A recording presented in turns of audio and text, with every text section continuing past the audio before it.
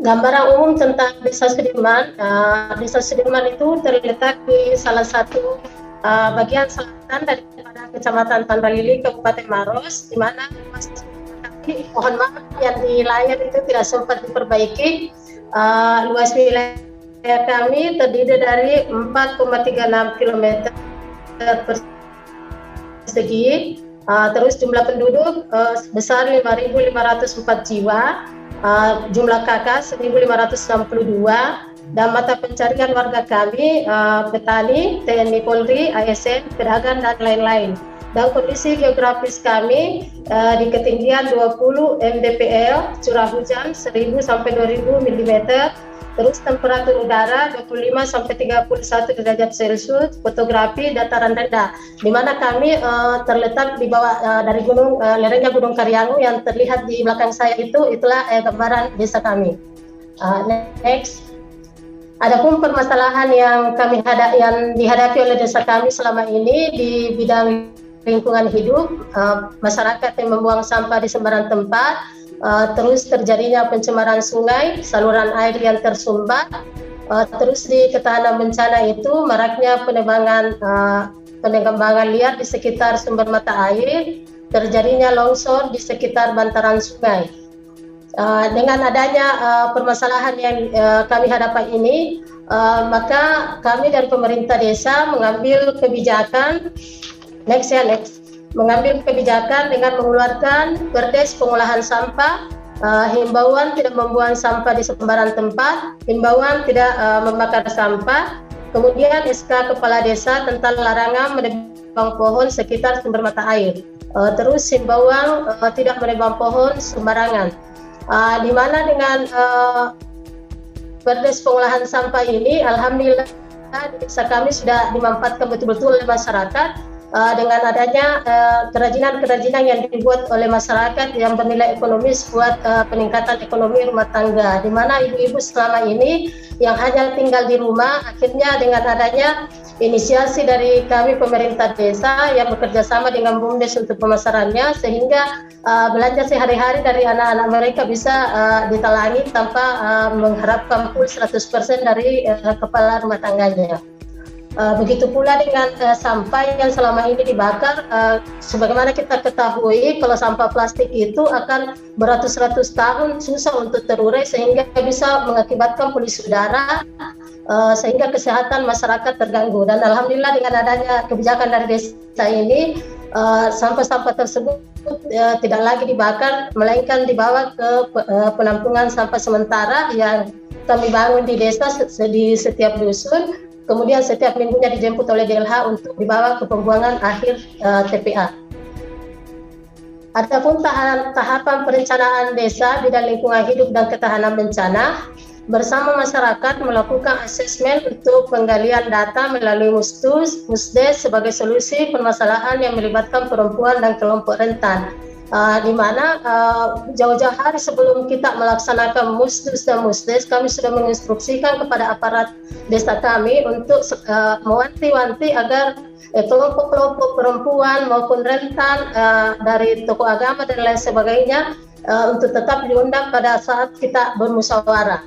Yang kedua itu memfungsikan pendamping untuk fasilitasi kegiatan pendataan, perencanaan, pelaksanaan, dan pengawasan. Alhamdulillah kerjasama yang baik dengan pendamping desa yang bertugas di desa kami maupun di kabupaten. Beliau yang membimbing kami selama ini sehingga pengembangan kegiatan-kegiatan yang ada di desa kami bisa berjalan dengan baik. Terus kepala desa dan aparat pemerintah desa hanya memfasilitasi kegiatan, selanjutnya masyarakat sebagai pelaksana. Alhamdulillah memang itu yang kami terapkan selama ini, kita memberi ruang yang penuh kepada masyarakat sehingga mereka merasa dilibatkan dalam pembangunan di desa kami ini. Terus melibatkan pendamping dari SKPD, kabupaten, camat, tenaga pendamping, profesional dan lainnya sesuai dengan kebutuhan pembahasan dalam musyawarah desa. Alhamdulillah kerjasama yang baik selama ini, kami mengucapkan terima kasih kepada pemerintah kabupaten, kecamatan, pendamping, dan lain-lain sebagainya yang telah membantu di desa kami. Di sini kita bisa lihat kegiatan yang dilakukan, di mana setiap 2 kali dalam setahun kami ada penghijauan, penanaman pohon, terus pengolahan sampah. Bisa dilihat hasil-hasil yang telah dikumpulkan oleh ibu-ibu yang dijadikan kerajinan, kemudian nantinya BUMDes lah yang memasarkan keluar produk-produk kerajinan ini. Terus untuk tanggap bencana bisa kita lihat kami membuat drainase terus tanggul penahan agar air tidak banjir ke perumahan di bawahnya. Terus untuk sarana air bersih, memang di desa kami itu ada mata air yang tidak pernah habis walaupun musim kering, itu yang kami manfaatkan kemudian dialirkan ke rumah-rumah penduduk. Pencapaian hasil kegiatan kinerja serapan dana, alhamdulillah kalau di khusus untuk desa kami terserap 100% berkat kerjasama dari semua pihak maupun pemerintah desa, masyarakat dan pendamping yang ada di desa kami. Terus pembangunan desa yang berkeadilan sudah memasukkan parameter akses, partisipasi, kontrol dan manfaat seperti pembangunan jalan dan jembatan yang mempermudah akses kelompok rentan. Di mana di desa kami itu ada satu dusun yang terpencil yang di belakang gunung sana, yang awal mulanya karena tidak adanya jembatan, akhirnya cuma pejalan kaki yang bisa lewat situ. Di situ kita menginisiasi bagaimana caranya agar tidak ada keterbelakangan antara yang di dusun yang terpencil dengan yang ada di bagian depan. Makanya kita prioritaskan jembatan dan pembangunan jalan di tempat itu. Terus untuk lingkungan hidup, sebagaimana yang saya sudah jelaskan tadi, masalah pengolahan sampah, alhamdulillah sudah meningkatkan perekonomian buat masyarakat kami, terutama perempuan.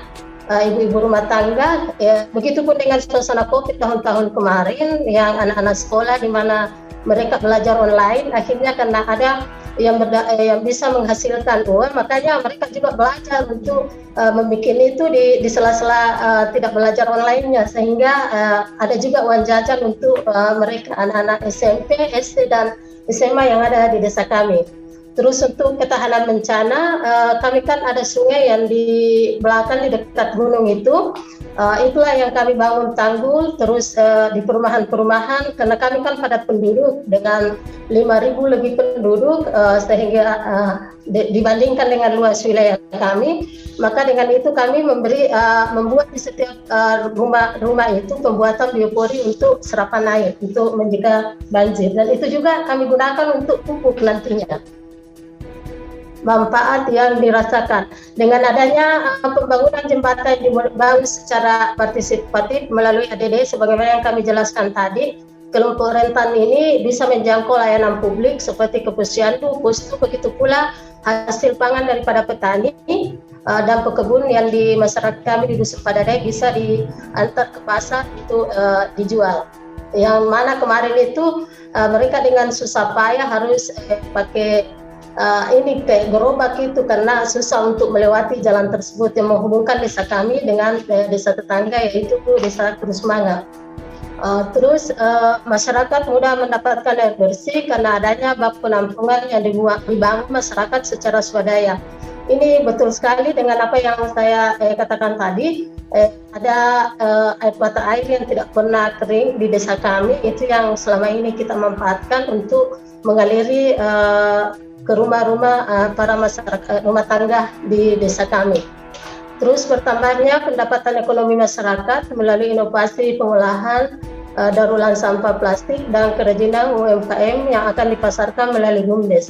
Di mana di desa kami itu kalau pengolahan sampah plastik itu bisa dijadikan sebagai tempat duduk, taman, terus perhiasan-perhiasan, terus ada lagi satu yang dari ekoprint itu istilahnya kami di desa ini back to nature, kembali ke alam.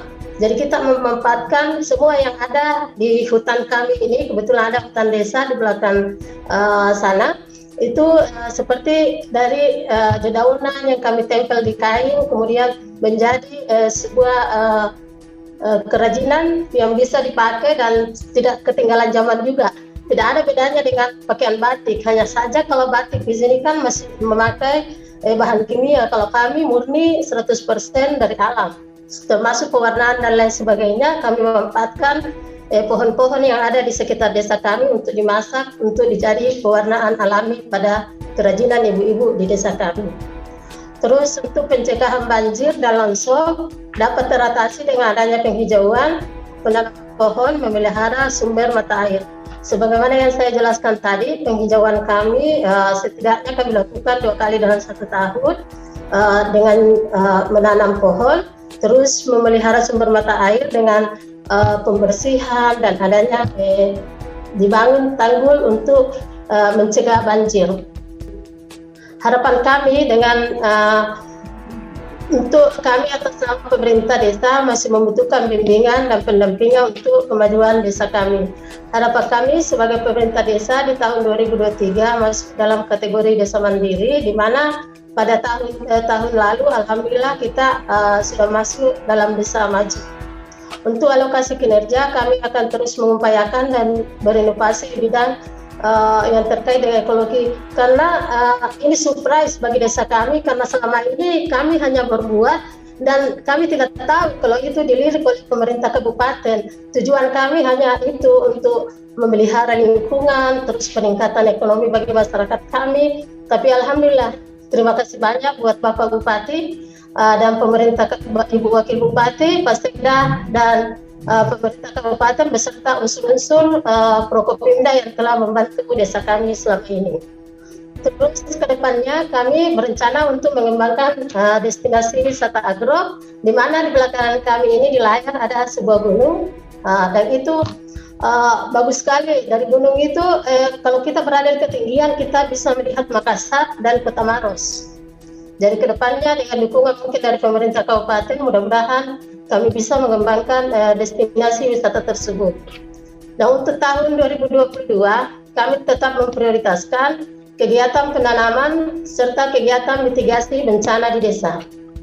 Untuk itu kami sebagai pemerintah Desa Sudirman mengajak kepala desa baik di Kabupaten Maros maupun di tempat lain untuk mereplikasi program transfer anggaran Kabupaten Maros berbasis ekologi melalui reformasi ADD, sehingga desa kita tetap lagi maju dan lestari. Hidup lingkungan anak.